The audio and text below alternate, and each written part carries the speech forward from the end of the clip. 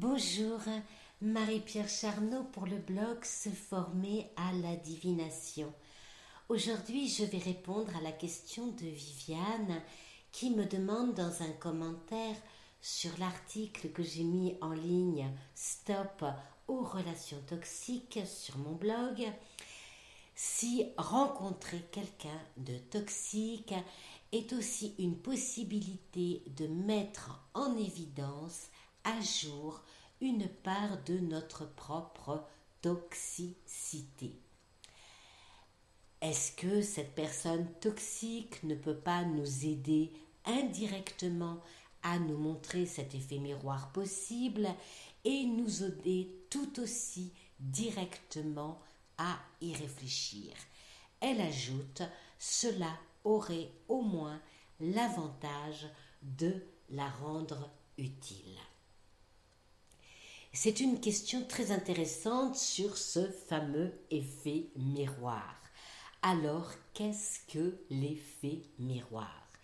L'effet miroir revient à dire, alors là c'est dans le contexte de l'article Stop aux relations toxiques, que la personne avec laquelle vous êtes en contact est le reflet de votre intérieur, de votre état d'esprit. Si c'est quelquefois vrai, cela n'est pas toujours. Et pour moi, il ne faut pas mettre tout dans le même panier. Il est impossible sur cette terre de ne pas être en relation avec les défauts des autres. Ce n'est pas parce que vous croisez le chemin d'une personne autoritaire que vous l'êtes ou que vous devez travailler sur votre propre autorité ou sur une éventuelle tendance à la soumission. Je vais prendre un exemple. Imaginons un chef d'entreprise qui a 1000 employés. Ce monsieur, alors c'est un exemple, a un caractère épouvantable, pique régulièrement de grosses colères. Croyez-vous que les 1000 personnes qui bossent pour lui ont toutes le même problème? Si vous avez affaire à un individu malhonnête, est-ce que cela fait de vous quelqu'un de peu scrupuleux?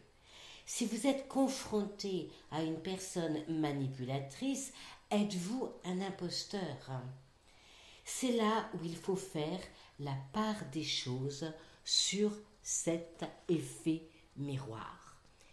Par contre, si dans votre vie personnelle, vous vous retrouvez dans les mêmes histoires toxiques qui se répètent souvent, il y a certainement quelque chose à comprendre dans votre fonctionnement psychologique. Mais, encore une fois, cela ne signifie pas obligatoirement que vous êtes méchant, manipulateur ou que sais-je encore. Alors, c'est pour ça, je ne suis pas fan de cet effet miroir, car voilà, encore, s'il s'avère exact dans certains cas, il ne l'est pas dans l'autre. Et s'il ne l'est pas, il va plonger celui qui subit la toxicité de l'autre dans des abîmes de réflexion et de culpabilité, ce qui, vous me l'accorderez, n'est pas top pour avancer. Il faut bien entendu savoir se remettre en question, mais ne jamais être en contact avec des gens qui ont des défauts est utopique et après tout, moi j'ai envie de dire, nous en avons tous, donc nous serions tous à même d'être l'effet miroir de l'autre. Comme pour toute relation humaine, se confronter aux autres est souvent source d'un positionnement plus en adéquation avec soi-même, jusqu'à ne plus parler de confrontation. Et la confrontation a une odeur de conflit, d'accord? Et quand vous rencontrez quelqu'un qui va générer, je dirais, des émotions bouleversantes, des émotions négatives en vous, eh bien c'est là où il va falloir simplement travailler, réfléchir sur comment harmoniser vos relations avec les autres et avec votre être intérieur. Marie-Pierre Charnot, à très vite pour le blog Se former à la divination.